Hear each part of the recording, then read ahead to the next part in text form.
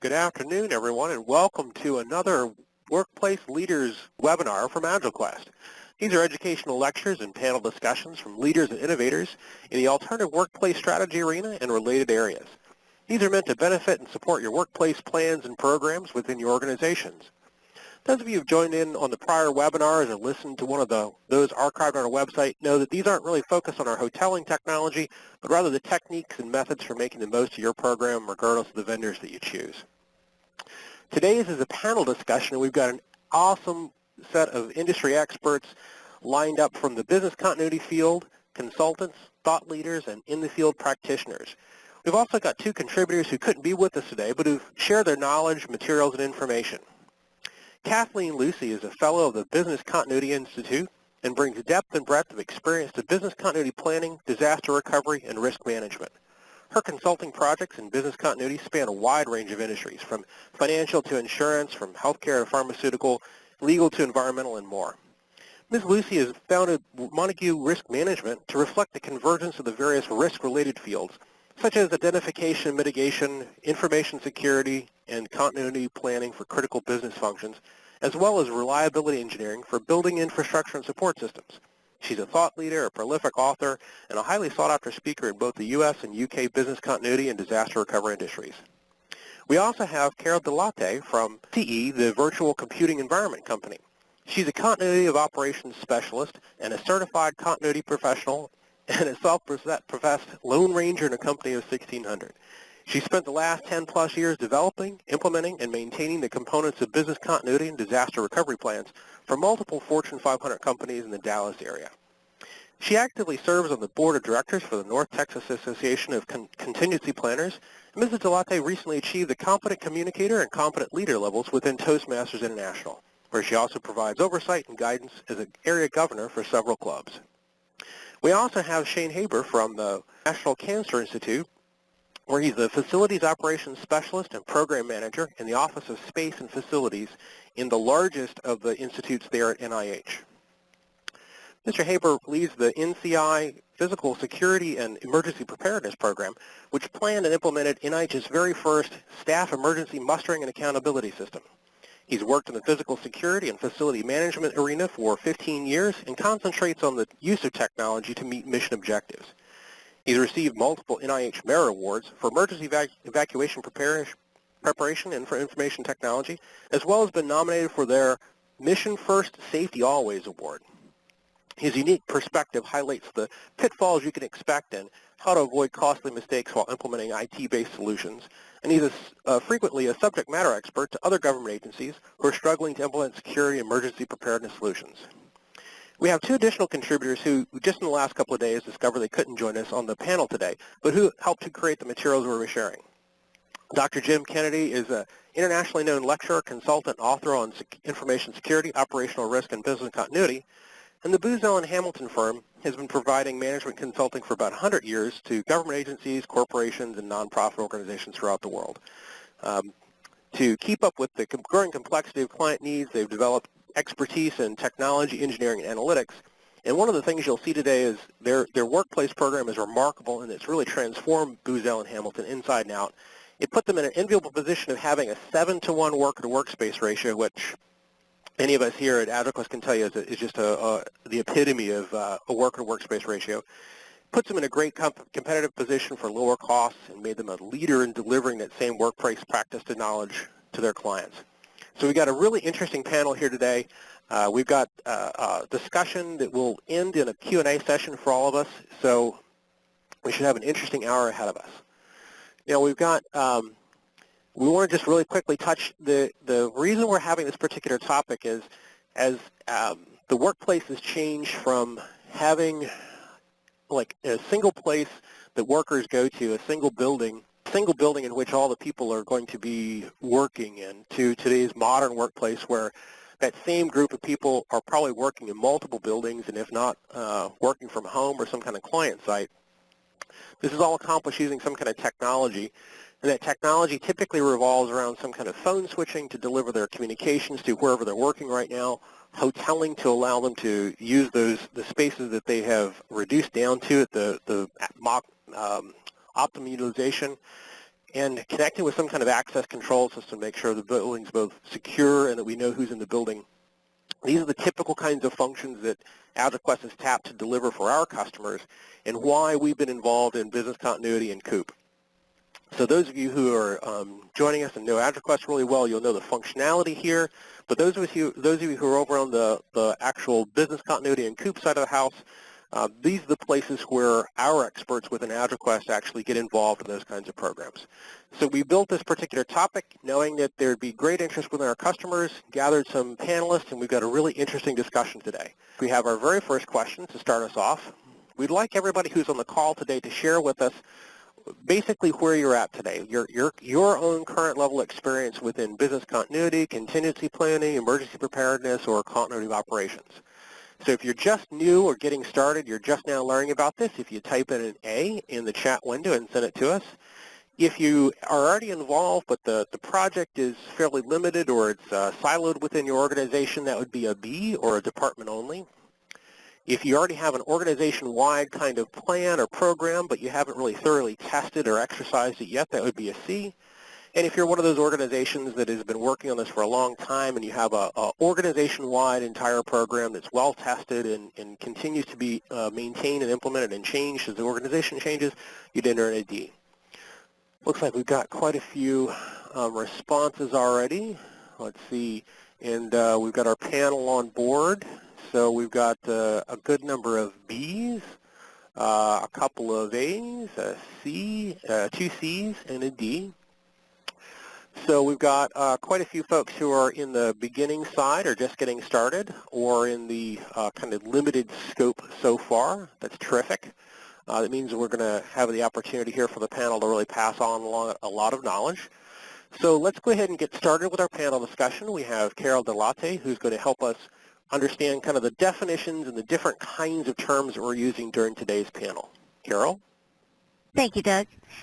So among the people that work in this industry, we have business continuity specialists, disaster recovery specialists, they're called COOP, they're called different things. And so what we're going to do now is just try to understand the difference between all of these titles and hats. But before we get to that, just the basic concept is think of the business continuity as the business side of the organization, the people and the processes, and the disaster recovery as the IT and data center side of the house. And then COOP is a specialized term that is typically used with the government sector versus the private sector. So, Doug, if you'll get us to the next page. There we go. All right, so the first one, business continuity and disaster preparedness. Those are the people that plan the activities, and we are firefighters. We do mostly prevention and preparation and getting ready for the big storm kind of thing, the event to occur. But what we're trying to do is minimize that damage and plan for it so we mitigate all of that in advance, and we'll know what to do when the time comes. The next slide goes into the disaster recovery. Now we're talking about how are we going to get back up and running? What's our recovery time objective, RTO as it's known in the industry? How much time do we need to get back up and running? Do we actually need another data center to be absolutely redundant and so we have minimal loss, barely milliseconds, just flip a switch and we're over to another data center? Well, that's a lot more expensive. So there's a lot of different in-between solutions that come along, and depends upon what type of turnaround you need. Like I said, what your recovery time objective is. More technology-based, more on the IT side. And then the COOP, continuity of operations, this is a term that came out of the government. COOP is very similar to the business continuity, but it's more business continuity is used in the private sector. COOP is used in the government sector. At least that's how it started. That was its origin. And they've sort of come together, and they're very similar terminologies. But you'll see COOP and you'll see business continuity as very similar roles in the industry, both more based on the business side of the house. So, Carol, the business continuity term itself could easily be applied also to a government agency if you just crossed that word out and talked about mission or customer service continuity. Exactly. Yes. For example, I do not work for a government agency right now, but my title is COOP.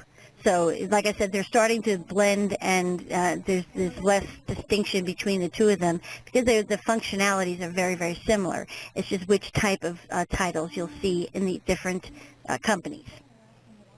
And there was one other term that I heard quite a bit in our conversations: contingency planning. How does contingency planning kind of fall into this, or is the same kind of term for one of these that's already up there? Yes, and so contingency planning it's basically what's your plan B. What will you do if you cannot get to the office today because either it's a weather impact or the building suddenly had a structural damage and no one's allowed in the building? What's your plan B? The contingency planning is planning for where will we meet instead, or will everyone just, in our case where we live, it's just basically work from home if there's an ice storm or a snowstorm. But that's good for a 1 or 2 day event. Contingency planning is planning for the longer term. Does that help? Oh, sure. Terrific. And some of the examples that you just gave there lead us into the next question, and really the next section pretty much so perfectly. The question we have for you before we get into some examples, those of you in the audience, can you share with us what kind of interruption or outage that you've experienced? Now, this could be something from 10 years ago. It could be from last year. I think I know what a lot of people will be answering here about the last couple of weeks, the last couple of months. Would you mind just typing into the chat session or the chat box over the right-hand side and sending it to all participants or all panelists? I'll share two outages maybe 20 years ago while we were all working inside the programming firm. We had smoke start pouring out of all the HVAC vents above us and obviously indicating some kind of fire was happening. And then just recently, while complaining about the snowstorm here in D.C. and talking to Gartner out on in London, they were complaining about how they couldn't get to any of their buildings because all of their offices were on the first and second floors, which had been flooded by the river over the Thames, overflowing on the South Bank and knocking out all the buildings that are immediately next to it. So we're seeing some similar kinds of events being shared here on the chat side. So we got weather, that's a very common one, flood, power outage from a snowstorm. So another great one where the building might still be accessible and you might still be able to get to the building physically, but there's no power there because of ice or some kind of damage. Those are very typical kinds of interruptions or outages. Panelists, do you have anything else that you'd like to share as like a type of interruption or kind of something we haven't touched on just yet? Carol or Shane or Kathleen? Here in Texas, this is Carol. Here in Texas, we've had we've had one of our worst winters ever, and we've had a few ice storms recently. But I think that's already been covered, as several people have mentioned the weather-related issues. Yep. Very good. I have one. This is Kathleen. I lived in California for a long time, and obviously earthquakes. Earthquakes, of course. Yes. And we have other weather events. There are tornadoes, which are extraordinarily destructive. So tornadoes are common out there in California? No, they're common in Tornado Alley, which seems to be expanding in scope. Seems to be getting wider across the middle of the country in the last few years. Right. Last year, during tornado season, there were quite a few more than usual. Yeah, even here on the East Coast, we've seen in the Maryland, D.C. area over the last 3 to 5 years, we've seen them ramp up as well. Sure. I think we're all expecting to see some more extreme weather here. We've got an interruption or outage that someone shared here, FMLA issues and labor turnover. Have any on the panel seen that as an outage or a continuity issue? I have seen strikes. Strikes, of course, right. And I'm guessing on the FMLA side, that would be an example. That would be some kind of critical person or key person within an organization who is out for any one of many different kinds of personal or family issues and jeopardizing some kind of service within or outside the organization. Very, very interesting. I don't think I would have come up with that one on my own. Well, let's jump right into our first kind of real world example, and Shane Haber from NCI is going to share with us what happened there. Shane? Yeah. Thanks, Doug. So, I think most people on the East Coast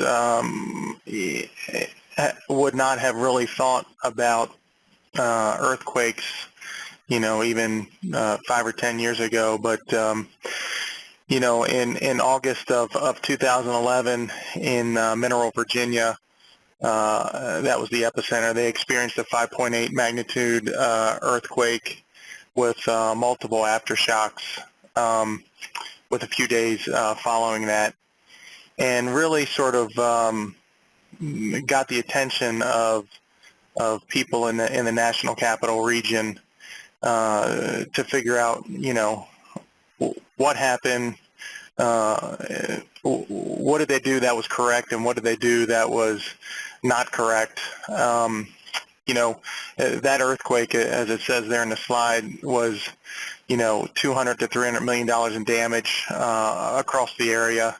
And that's extensive for something you don't really think about in your locale very often. So here at NCI, I remember working that day, and the building starts to shake, and sort of we're all looking at each other, and finally recognize that hey, this is an earthquake. What do we do? And we're all sort of standing around looking at each other, and I'd never been in an earthquake before, even barely been to the West Coast, so finally, it's, hey, let's get out of the building sort of thing once the thing stopped shaking. And, I think we're all standing out in front of the building.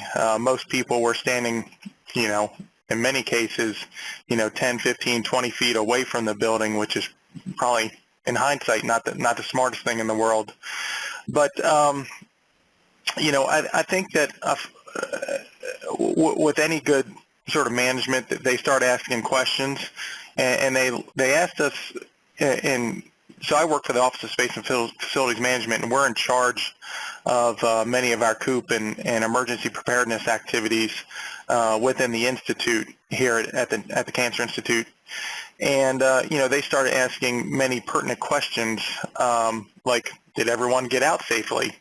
That seems appropriate. And when is it safe to get staff back into the buildings? What was the second one? And the last one was, well, if we have to go long-term closing a building because there's some sort of structural problem, what do we do next? And unfortunately, as an office, we didn't have good answers to these questions. So, we really sort of took a look internally about how can we do better? What are some of the things that we need to do better? And we came up with some sort of immediate solutions and some more long-term solutions. So one of the things we came up with was how do we account for staff during an evacuation? And we looked for probably over a year for a system or systems that could help us do that. And one of the big buzzwords for us through the Cancer Institute was, how do we, quote unquote, muster people out? And you might hear building mustering in some of these areas. And what building mustering is it's really came out of the military. It's, a place to meet, a safe place to meet. And so we said, okay, that's great. Well, we can find a place to meet, but how do we sort of, we could use the standard pencil and a clipboard and, a running list, and, that's fine, but it's not very quick to report out on. So what we did is we came up with a solution where we have a database basically in a handheld scanner, and we can take that scanner and use our own NIH badges to sort of scan people out and rapidly get those folks out. And so, that was great, and so we were able to scan out probably about 2,000 people out of a building in probably about 20 to 25 minutes and have real reporting capability of who was not accounted for. And that's pretty powerful during an emergency event like that. The next thing we thought about was communication. Well,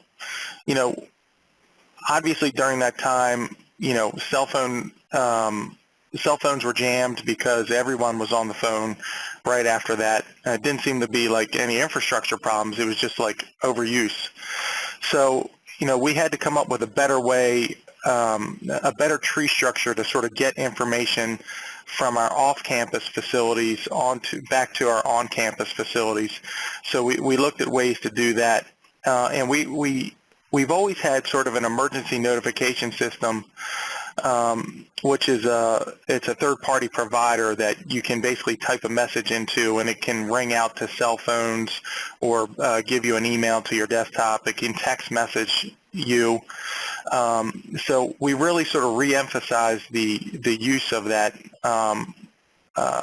system within our own staffing. And it's sometimes tough to get people to buy in, go into the system, pre-register themselves, because everyone thinks that this isn't going to happen to them, and they'll never need the system. And I think when we found out in 2011 is a lot of people wish they had been had gotten themselves into the system. Thirdly, better on-the-fly communication. So one thing we figured out was in some of our older buildings, there was no way to communicate to the people inside the building. Our only option was to pull the fire alarm and sort of notify people that way to evacuate the building. Unfortunately for us, we weren't allowed to actually even pull the fire alarm. The fire marshal wouldn't let us do it, and our own NIH, NCI people would not let us do it either. So as we've sort of built out other facilities within the last, couple of years here, we've made sure that we've been able to implement the NFPA 2010 standards, which allows for use of the life safety speakers inside a building to actually deliver an emergency communication. So we could tell people shelter in place or tell them to evacuate the building without sort of relying on the fire alarm system. So that was real important to us. And finally, we were able to strengthen our COOP planning through the use of our computer-aided facilities management system. So we were able to go into our system and say, hey, we have some facilities that aren't damaged here. Now we can go in there and say, hey, they have 20 extra seats, 100 extra seats, and we can start to think about how we can transplant people from one location to another, allow them to continue to do their job. And meanwhile, we've also started to really sort of implement a telework program, or making our workforce more mobile through the use of laptop computers and smartphones and all those things. So they were sort of the big four things that came out of that situation, and we were really able to sort of capitalize on some of those things over the last 3 years or so. So it's been a real growing experience for us. It's always fascinating for me to look at the actual kind of details like you're sharing here with us.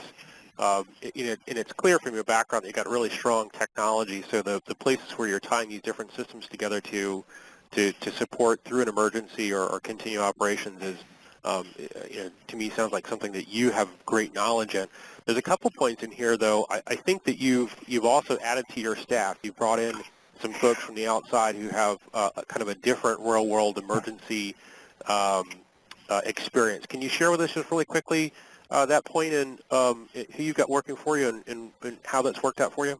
Yeah, absolutely. So, even over the last year, we quickly realized that, we all wear a lot of different hats around here, and we really needed somebody to focus on sort of the emergency preparedness and continuation of operation programs within the Cancer Institute. So, we went to our senior staff and said, hey, we need a body to do this for us.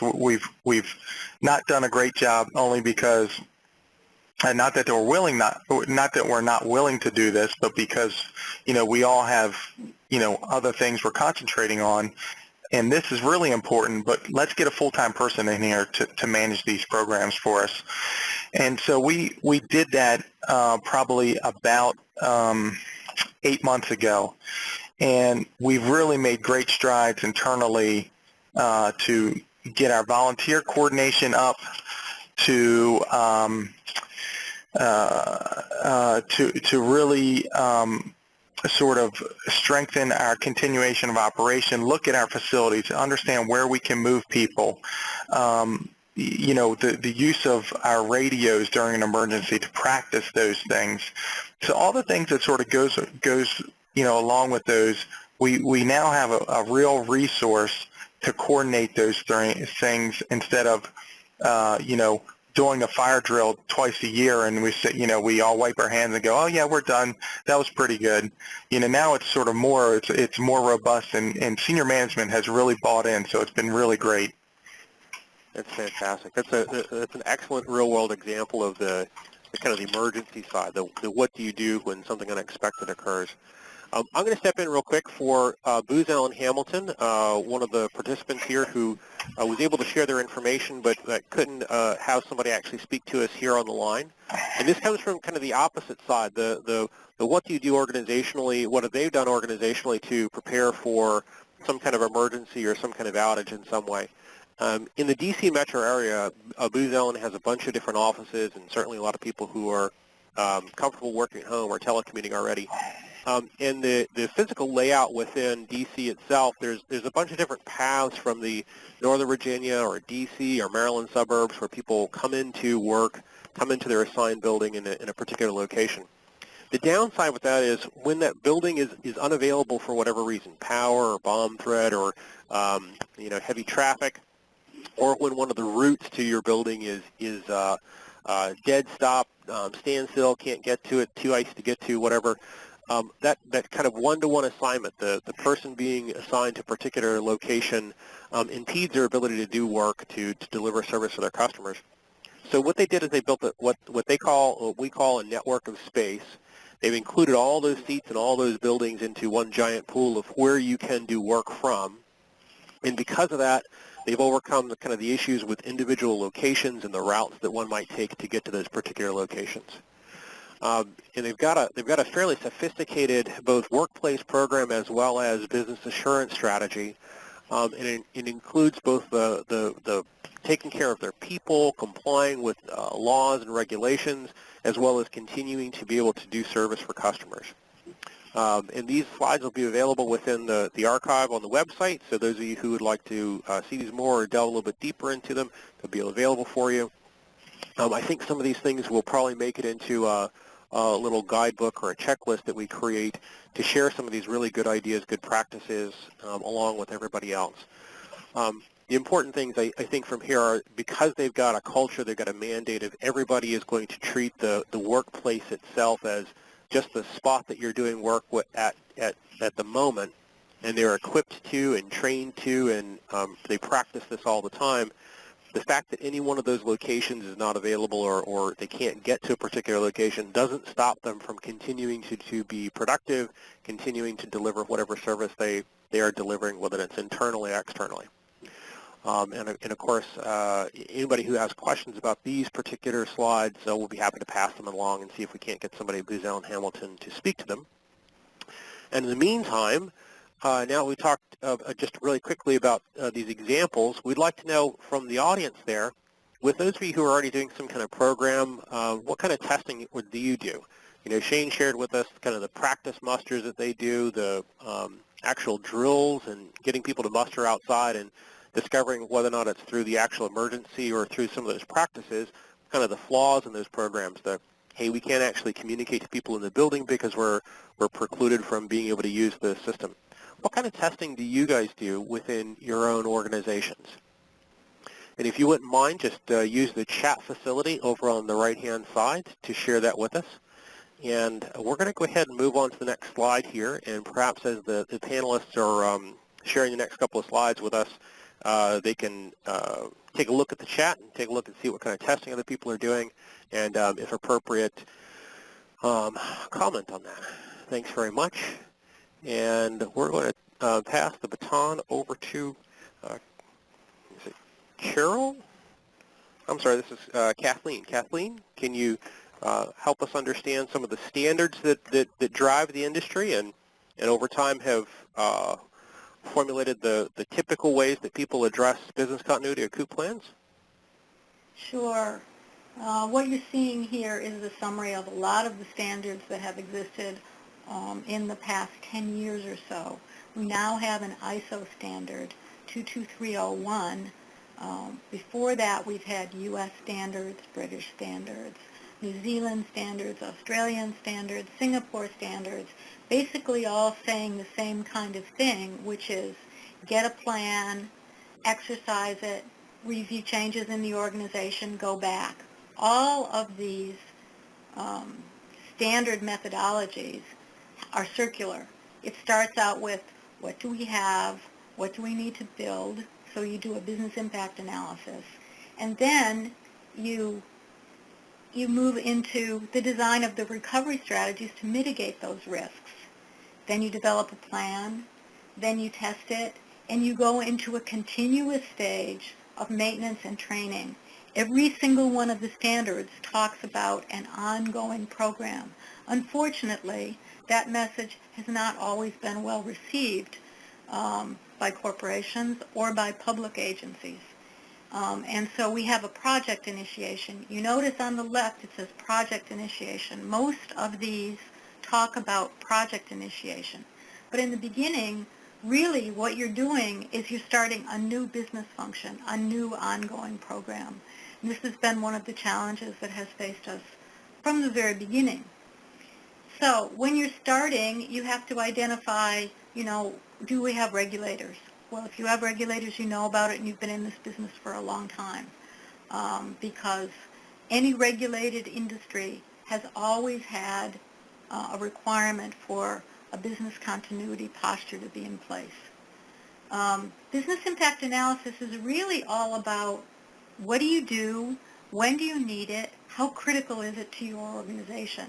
And you'll see at the bottom of the second column a little bit of jargon here. It's not a lot. RTO means recovery time objective. Basically, from the moment that the interruption occurs, how much time do you have before the loss that your organization suffers begins to threaten its very existence? RPO has to do with recovery point objective, and that's based on how often are you going to back up your data. If you back up your data once a day, then you have to be willing to lose about a day to a day and a half worth of data. If you need to have greater currency of data than that, then you need to have a solution which replicates the data more in real time. So you design your recovery strategies to meet your requirements. You don't put your recovery strategies in place without knowing what your requirements are. It's like asking someone to choose a new laptop computer without knowing how it's going to be used. You can't know what to do until you have your requirements. Then you go into plan development. Plan development can be anything from a single unified plan for a small organization to literally thousands of interconnected plans for business units in a very large corporation or holding company. So it varies all over the place. Testing is something that makes up the majority of time and effort that is done during the lifetime of the program. So you start your program with the project, you get to this point, you begin testing, and what is the objective of testing? The objective of testing is really to prove that you have everything right in the plan, and it will not all be right. And every time that you define a scenario that tests a different part of the plan, you'll find something else that is not right, and that is the purpose of testing. Purpose of testing is not really to pass a regulatory audit. It is to find what is not perfect, fix it, and to train your people. So maintenance and training makes up the largest part, along with testing, of your program, and it goes on forever. It's not just a one-time. If there's anything that you walk away from this presentation, it should be that any kind of contingency planning, disaster recovery program, whatever you want to call it, is not a one-time effort. It is an ongoing, permanent part of your business. And Kathleen, just out of curiosity here, if this is an iterative kind of process, what's a typical, I guess, cycle time for testing within a successful COOP or BC kind of program? Is it once a year or once a quarter? What's typical? Well, what we have found in education and training theory is that if you have something that occurs once a year, it is relearned every year. So there is no incremental benefit from it. You need to do whatever you're doing more than once a year, a minimum of every 6 months. But there is a variety of exercises that you can do, and not all of them take a lot of time. You can do call tree exercises to see how available are people using an automated system or not using an automated system. And that does not take a lot of time, but it keeps people aware of the fact that you have a program. You don't always have to do IT recovery tests that require relocation to an alternate site and rebuilding of equipment. You can do extremely effective tabletop exercises that are scenario-driven. When I say scenario-driven, what I'm talking about is you put together a movie with roles for different people, different things happen, and you walk the various teams through it and see how are they handling it. Do they know how to handle it? Do the various team members share their roles well? And in doing this, they get to practice what they would do when something actually happened. So I would say there should be an event once every quarter. Once a quarter. Okay. Hey, Doug. Sure. Go ahead. Sorry, Doug. This is Shane. So I echo that. One of the things we've done here at the National Cancer Institute is we've literally put together our annual maintenance and training plan for the year, and it obviously includes the obligatory 2 fire drills a year, but also it could be an active shooter event that we carry out on a floor. It could be these tabletop exercises that might only include specific areas. So that was one of the things that became evident to us as well. So it's why we sort of took the annual approach on how we're going to maintain and test and redevelop as needed. Interesting. Annual plan is a very effective way to demonstrate what you're going to do over a year, what the expected benefit from it will be, and to get funding to do it, so that people understand that there is going to be a cost associated with it, but this is our objective for the year. This is how we're going to meet it. It's like any other function. That's and Kathleen, it sounds to me like the perfect thing is a much larger program, but just briefly before we move on to the kind of how-to, is this something that has to start with the entire organization for it to be successful, or have you seen instances where a particular location or particular department really gets it and implements what they can, and then that later grows into or spreads to propagate throughout the rest of the organization? I think that early victories are extremely important. You have to demonstrate the utility and the benefits associated with a program. And that means you take on something where the results can be delivered within a maximum of 6 months, preferably with some visible benefits after 3 months, because you're building credibility for the program when you're doing this. This is a new subject area. So the old style of doing a business impact analysis that took 12 to 24 months and then trying to do plans based on that to take in the entire organization has really gone out of style, and should have, because it just built kind of what we used to call analysis paralysis into it. You need to be able to deliver visible benefits to your organization within 3 to 6 months.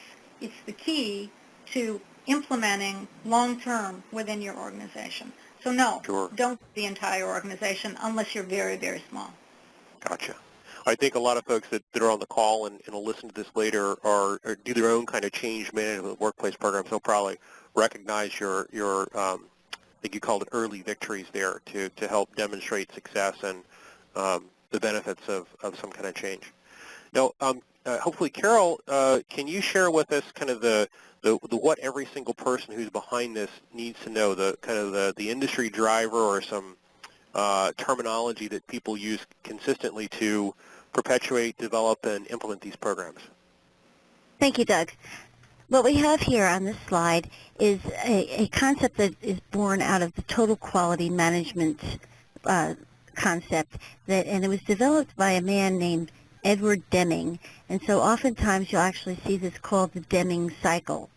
It's also referred to as a wheel of continuous improvement.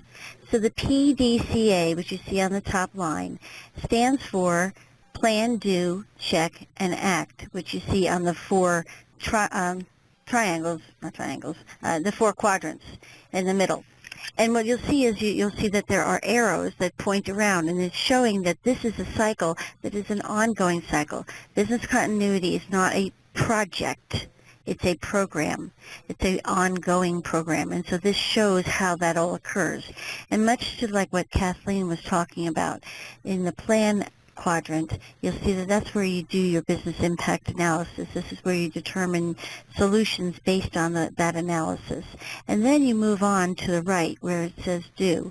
And that's where you'll do your testing. You'll develop your action plan. You'll implement a solution to test it out. And then you come down to the bottom right quadrant. That's where it says check. And this is where you'll confirm your outcome against your plan. This is where you'll get your lessons learned, and you'll decide, okay, what has deviated, what gaps have we uncovered, and what do we need to go back and do the next time. And deciding what to do the next time is in that fourth quadrant on the bottom left, the act or adjust. And this is where you'll review and define the next steps, and then you just continue to go around in circles like that. And this is how it's done. This is an industry standard, the total quality management style. And so you'll often see that terminology, PDCA.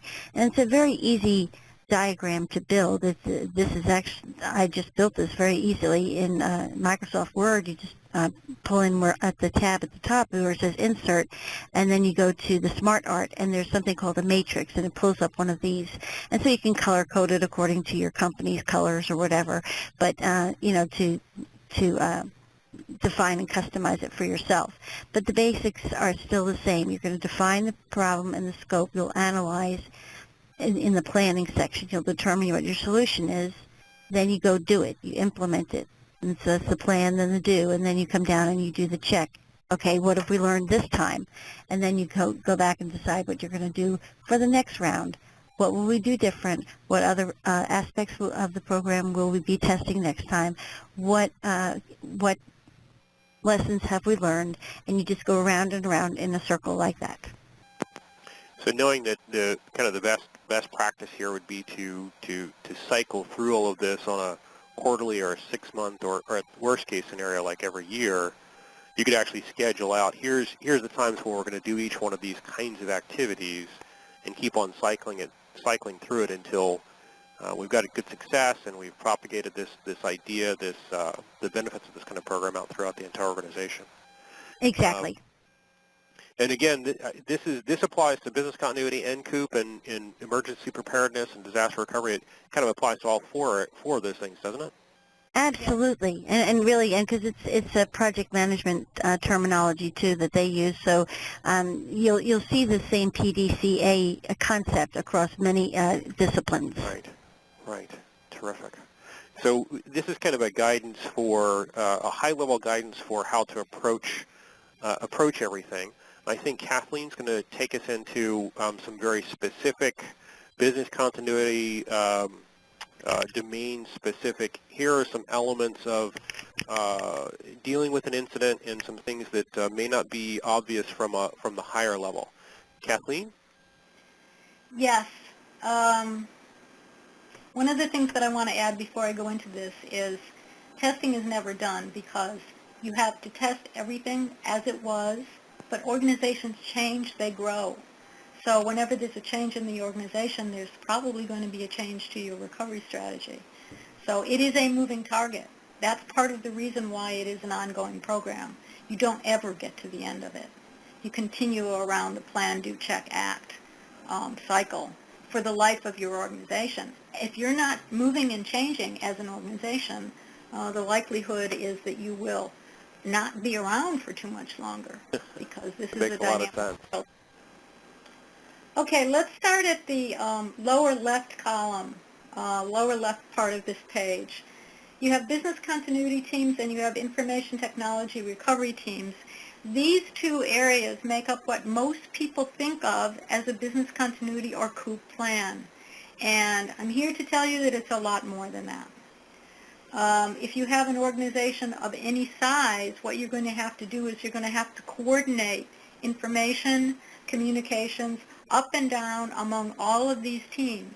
So on the left, lower left quadrant, what you have is these are our business units, these are our IT or our shop floor or whatever our technology is. This is what our business looks like. This is what we are recovering. Everything else on this diagram is a function, is a plan that exists only for this particular management of an incident. So all of these are also plans. They are just not business unit plans or technology plans. They are plans that are used to manage the incident. And if you notice in the middle, you have an octagon which is called Business Continuity Coordination. And it is extremely rare to see this. And it is communication central. All of the information from all of the teams goes into this area. It is then sent to the interruption response management. And there's two things that you have there.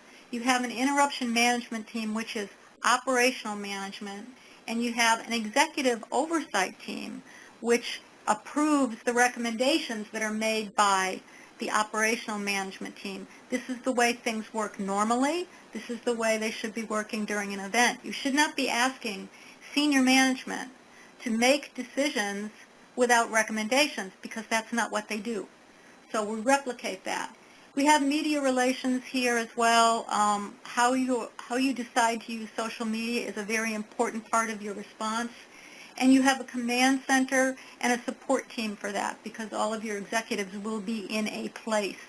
You cannot count on there being telephonic communication. You may have to work through the net or you may have to try to come together. On the right, you're going to see a lot more teams. If you look at emergency logistics, you're going to need a team coming out of HR for employee support. What happens if you have injured employees or you can't get in touch with them? They are not to be found. Some of what we learned from 9/11 was a primary assembly point is great. A secondary assembly point is even better. But that secondary assembly point has to be far away from the first one, because if it's not far enough away, then it will be taken away with the event as well. So organizations that live in areas that are terrorist targets are now having 3 assembly points, with one of them being up to 2 miles away, so that employees know where they should go. And people who are not on site are being trained on how they should report back. So all of that comes under employee support. You're going to need emergency funding. How are you going to go about doing that? Who's going to be in charge of that? What do you want to set up ahead of time? Some organizations use credit cards. You need physical security if you have damaged premises. So you need to have guards. You're going to need all manner of administrative services. And let's not forget, you have to assess the damages. And you have to assess the damages against what was there before. So it would behoove you to have pictures of your environment to show to your insurance agent. If you have an industrial environment, you might have hazmat concerns, which become very important when their protective systems are ruptured. Transportation, communications, physical security, all of those things come into play. Whatever's going on there feeds into Communication Central, which is the business continuity coordination function, which then shifts that information to the right team to deal with it. Information comes down, decisions come down for interruption response management. That information is passed out to the appropriate area. There's a huge, huge coordination function that's going on here that is much larger than simply recovering the business. This is the emergency management, the incident management. Talked a little bit about insurance liaison. That's very important. You need to know what do you have that all the information for your capital equipment outside of your premises so that you can get at it. And then there's a whole other function, which is depending on the damage to your location or locations, you need to make a decision, and you need to make a decision very quickly on, are you going to stay at this at the current location that's damaged, and can it be repaired? How long will it take? You need to have people get together almost immediately to start looking at this damage, looking around at what is available in the area. Are you going to move or are you going to stay? It's a critical part of what happens after you take care of your people and you bring up your business in an alternate location to a critical point. You don't have enough time to wait until everything is working, limping along, until you make this decision. So you have site relocation and recreation, purchasing and real estate. You might want to change some of your things, your equipment. Use this as an opportunity to upgrade. Site repair and restoration, if you're going to stay there. What's involved in that? Get those people in. If it's an area-wide event, you're going to want to lock down people as soon as possible. So this is just an idea of the kinds of things that you need to be concerned about when you're managing an interruption. Talk to anyone who has had a serious interruption involving an earthquake, weather, hurricane, tornado, anything like that, and they will tell you that it's about managing your response. And the more practice you have, the better you'll be at it. The more practice you have, the quicker you will recover, and the less loss on threat to your organization will occur. Of course, I could talk about this for the next hour, but we only have 5 minutes. So there should be questions, so I will stop talking now. Well, sure, Kathleen. All terribly helpful, and what it tells me is there's an awful lot to this. That it's a fairly large topic for the organizations, and there's a lot of experience out there to help any kind of organization, any kind of department get started right and get right to the what's important and what should we be doing. I'm going to skip over. We had a quick little poll here question, but what I want to do is just wrap up really quickly. So we can address some questions, because I see we've got a couple from the audience already. Carol, can you just lead us really quickly through this, and certainly Shane and Kathleen, anything here to add to what should the audience be doing if they recognize they need to do something or they want to contribute to the program within their own organization, what should they be doing? Okay, thank you, Doug. So what you should be doing is first find out what the current situation is. You need to assess and identify the needs and the gaps that are currently going on in the organization. But the very important thing is the next bullet, and you don't want to delegate this task to someone who's untrained in this discipline. The best thing is to have a certified person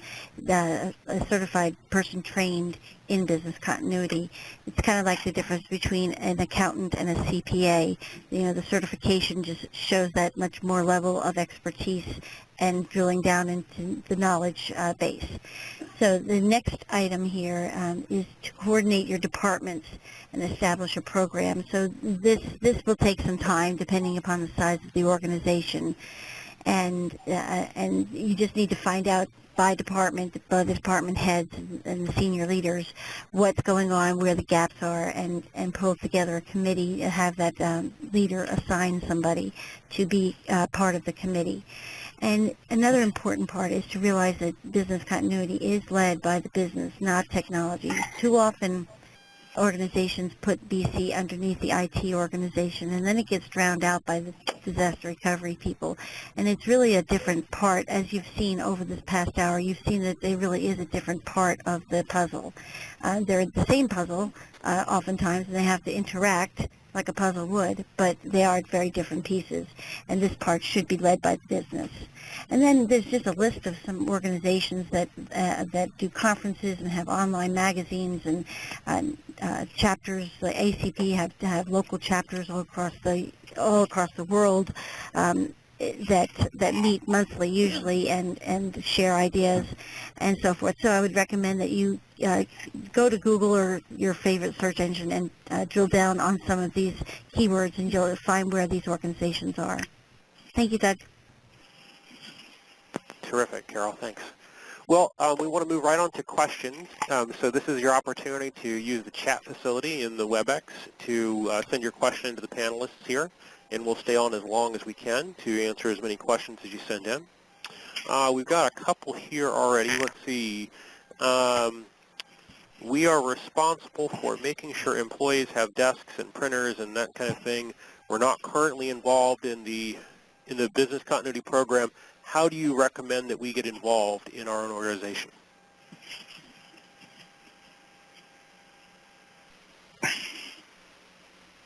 I'm not Is that sure. for anyone? Is that for anyone, Doug? That's for anyone. Shane, if you want to take it, go right ahead. Well, I'll take a quick stab, and I'll just tell you just a couple of things.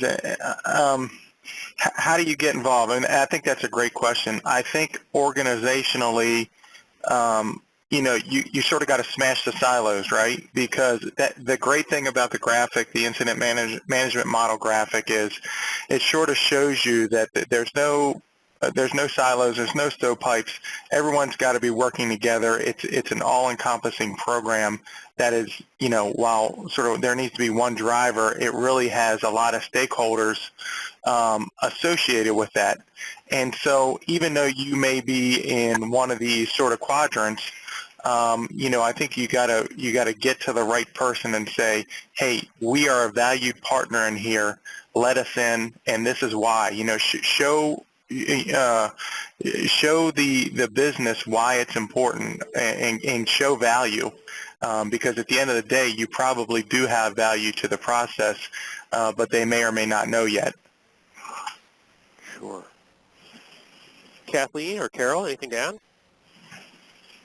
I think that the key to early support is to have a senior management sponsor who appoints someone to chair a steering committee that will vet and sign off on everything that's done in the early stages of a business continuity program. These people will also serve as agents of change throughout the organization, because they're representing the entire organization. So once again, if you have a really large organization, take a piece of it to start with, not the entire thing. Put together a steering committee. These people will be missionaries. They'll be working with you. They'll come on board. Then they will be the ones who justify at the middle management level, and that's the level that's really important, because that's where the rubber meets the road, throughout the organization, and it will help you tremendously to get those early victories. Terrific. We've got another question here. I guess it kind of follows on. Until my organization has a holistic program, is there anything specific that I would do in my particular department to better prepare, or would it be just a small version, a scaled-down version of what you've already shared?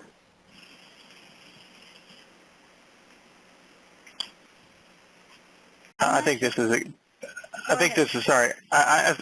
a case of small victories, right? So and I don't know that which organization it is, but there are cases I've seen where, I think departments or divisions within an organization work so independently that they probably could sort of stand up their own little mini program internally.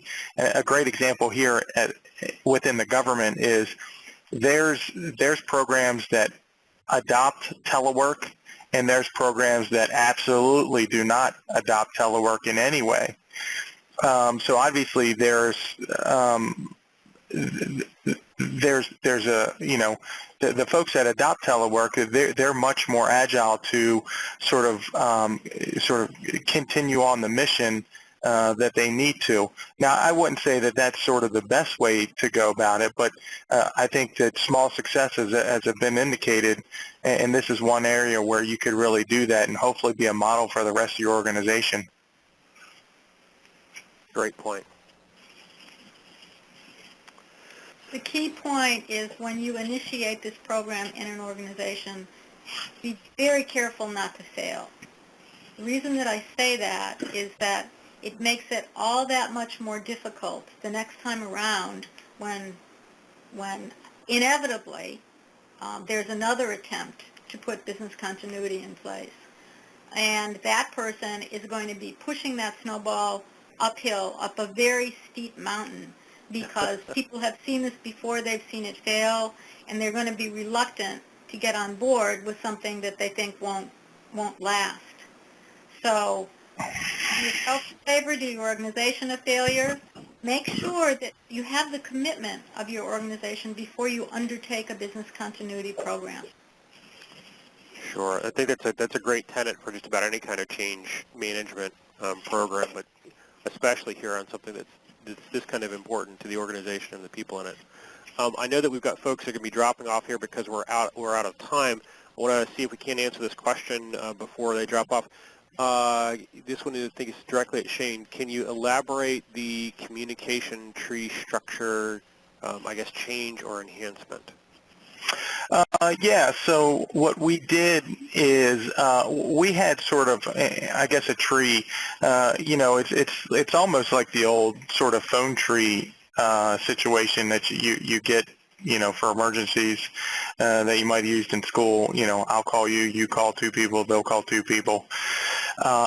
It was a little bit like that, but, you know, I don't think we really had a clear line of communication in many cases. So, for example, you know, there's sort of the NCI director here, and he's the biggest guy, but he has an executive officer, which really does, you know, most of the, you know, sort of the heavy lifting, if you will, when it comes to communication.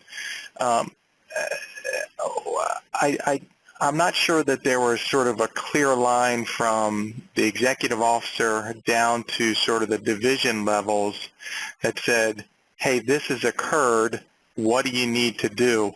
So I think what we did was we sort of, you know, in the event of an emergency, we were able to say, okay, this many minutes after the emergency, you should all call in to here so we can all have a conversation about what's occurred. Now, obviously, that's got to be fluid depending on the emergency that has happened, but at least there was a specified time, a specified number, and once you got the directors on, then it sort of was incumbent upon the director to figure out the flow down to their own staffing within their own departments. So, and a lot of times that was sort of the missing part, right? So the director would get the information. He's like, well, how do I communicate with my people? So, you know, I think that they went through and now they've sort of done some additional group mailbox things, for example. They've done some various things through our, like I said, Send Word Now application where we can do just compartmentalized messaging.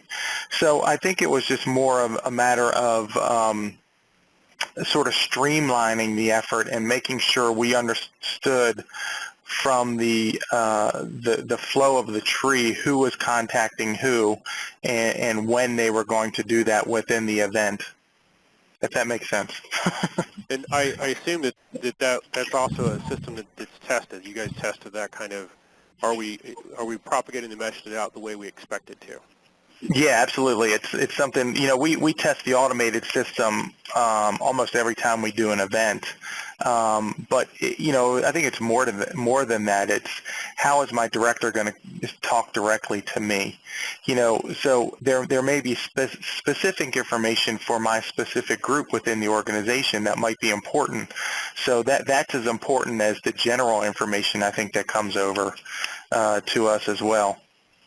Great. Well, I've got another question. Well, we've got two questions here that I'm going to combine into one since we're over time here already. We probably only have time for this one last one.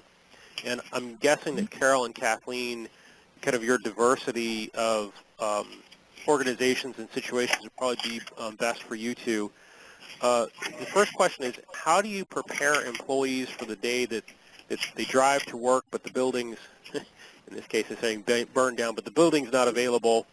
And the second question, I think it's just the same kind of thing. How much of the plan do you share with all the employees versus just the leaders and the managers and the folks who are running the program itself? So how do you prepare the employees, and how much do you share with them? Okay, this is Carol. I'll take the first part. And what you do is you actually have an everyone work from home day. We've had those here, and it's been successful. And not only tests to make sure that people can log in remotely, it also tests our bandwidth to make sure that they can still do their job at the level that they expect to. And that's how we do it. But we're a company that everyone has their own laptop and brings it home every day, so we're ready at any point to do that, and we have. And it's been successful. Terrific. And Kathleen, how much do you share? Every person in an organization should have all of the information that they need during an interruption and nothing more.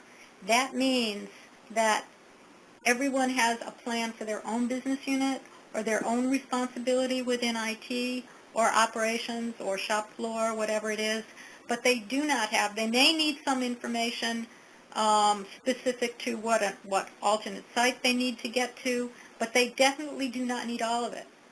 The business continuity manager will have access to every individual plan. Every department, every person in that department should have a plan, and every person there should get a copy of that plan.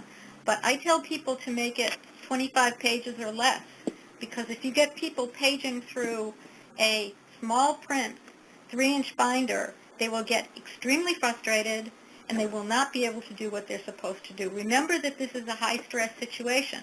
People lose 4 grades, 4 school grades. So if you have people that have high school educations, they're going back down to 9th grade, Oh, or wow. 8th, some of them. So remember the effect of stress. Also, think about low light conditions. You might be reading this by flashlight, so make it big enough that people can read it. There's a lot of different schools of thought on this, but it used to be uniformly the 3 or 4-inch binder that became a plant stand. That has gone away. Specifically, what do people feel works?